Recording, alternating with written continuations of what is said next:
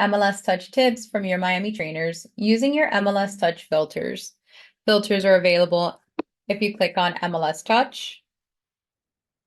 Top right-hand corners will give you access to your filters. Advanced Search will also give you a plethora of filters.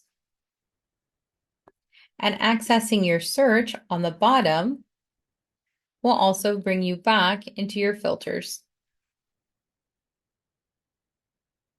Tapping into filters. To review, you can search by county, city, area, or zip code.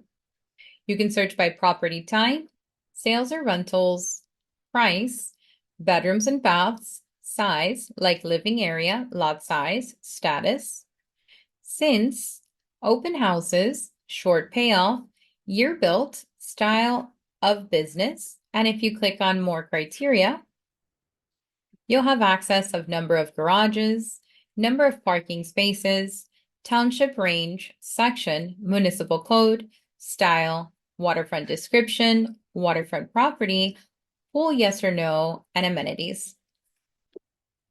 You can research your filters at the bottom and search on the right. When selecting a preference, for example, property type, be sure to apply changes. On your home page, Advanced Search will also include additional options. For example, you can search by county, city, or zip code.